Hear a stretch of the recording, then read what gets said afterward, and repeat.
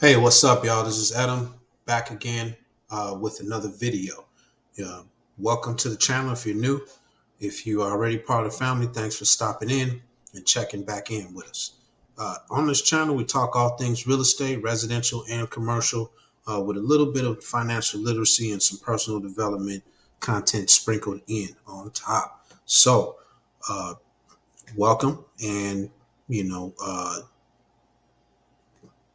hopefully you can get some value from the content I share here. If you do, go ahead and hit that like button, share, subscribe. The more informed, the better off we'll all be.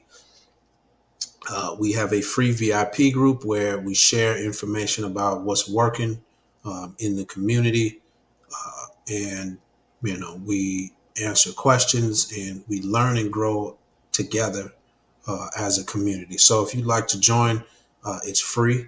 I'll leave the link below in the description, so you can, go on and join and gain access. And we'd love to have you there. Today's video is about buying a house after you've been through foreclosure, right? So we all go through certain things that we go through in life, and we have our ups and downs, but it doesn't mean that just because you've gone through a down period in your life, like facing a foreclosure or something serious to that nature, that it's over for you. So in this video, I want to just kind of touch up on the fact that these are some of the things that you will want to keep in mind as you're going and have been through foreclosure and you're looking to purchase a house.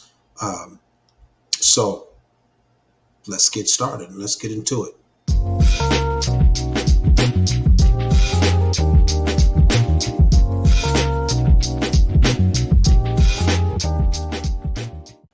All right, so foreclosure can make it seem impossible for the most part to ever buy a house, right? After you've, gone down that long, deep, and dark road. The impact of the process, obviously devastating, long lasting, and it's going to touch your life in a lot of negative ways, right? Now, you may believe that, at this point, you're destined to just be a renter for the rest of your life, but uh, foreclosure doesn't have to mean that buying your own home is, no longer a possibility now, okay? With time and patience, along with perseverance, you can make buying, a home again a reality. So by educating yourself as fully as possible about credit and real estate, you're far more likely to be successful. So I have videos on my channel where I go deep into, some of the things that build your personal credit profile up, some of the things that destroy your personal credit. And, I suggest that you go and watch those videos and, gain an understanding of why having a solid credit profile is important when you are buying real estate or you're investing and just being in the industry overall. So again, one of the first things that I'm going to talk about today, though, is getting your credit report, right? So your credit report, must be improved, okay, during the period that you're forced to wait to qualify for a mortgage, so that you can get the opportunity to buy a house after going through foreclosure. Maybe there's some negatives that you need to remove off your report. Uh, Maybe there's some consumer law avenues that you need to employ to remove that foreclosure off of your credit profile. I won't go into it here on this video, um, so I don't want this video to be too long, but there are things that you can do to clean up your credit profile, get it back rock solid, and go from there, so you can get out of high utilization hell, so you can get out of that deep dark cage of bad credit. Okay. um, One of the first things that you should be doing though is making sure that the information being reported is correct. And any information that isn't correct, you need to correct that. You need to call them up, send them specific type of letters to fix your information, because I've said this in other videos, but your credit profile is your resume. Your credit score is your reputation. So you want your credit profile to be locked and solid. If you have a bunch of aliases on there, you have a bunch of old phone numbers you don't use, if you have, you know, old addresses that you don't live at anymore, these are all things that you want to get off of your credit profile and remove those. Again, I will go deeper into some of those strategies and why removing certain things from your profile and getting all your information wrapped up tight is important. But again, just want to kind of mention that here. Make sure that your data is correct. Another way to improve your score is to make timely payments without fail. Do not get into late payments. The biggest portion of your credit score is made up by your payment history. That's 35% of your, we're looking at a pie chart that's going to make up 35% of that pie chart. Okay. You want to make sure you're not in what I call high utilization hell, burning from the flames of high utilization hell, because that's what it's going to feel like. You do not want to be owing a lot of the money that you have in totality. So if you, for example, have a $10,000 credit limit, you do not want to be owing, $9,000, $8,000, $7,000, even $5,000 of that. You want to always keep that low. Even if you have to use 9,000 of it in a particular month, you want to make sure that that thing is paid down before it reports to the credit bureaus. So that's the key here. You always want to make sure your stuff is paid down before it reports. Okay. So make an effort to keep your balances low on your debts, and doing so is going to improve your debt to income ratio, which is a percentage of your income used to pay your monthly debts. Okay. So that's important. Get your credit report and kind of go through those things there. And if you need more insight on that, watch some of the videos that I've, done going into deeper detail about that.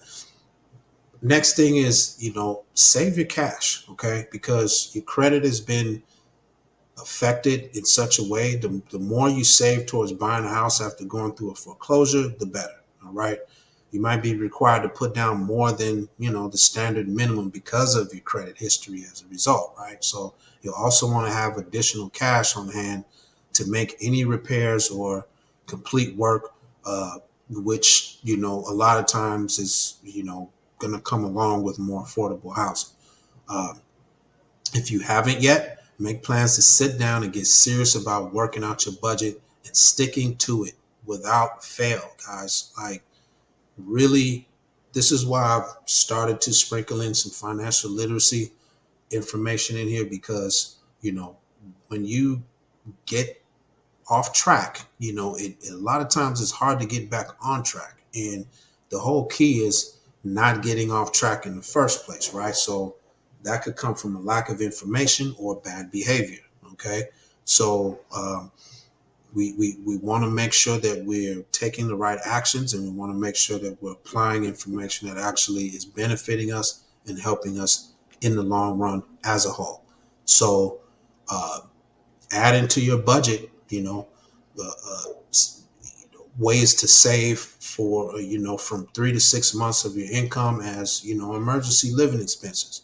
You might just get shocked to learn how much is being spent on every, small thing. You know what I mean? A lot of times we don't add that up, such as, your morning coffees or eating lunch out at the office every day. Dedicating yourself to budget in every area of your life is a very small way, but a very huge way to, um, you know, make differences over the long term in your overall financial, journey. Okay.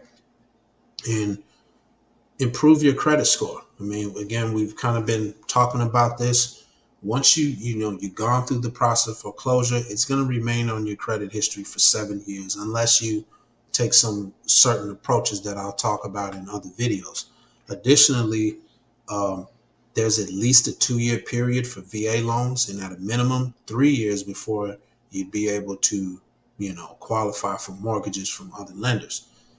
You're going to want to work swiftly here, taking actions within your power to during this time to repair your credit score in any way possible.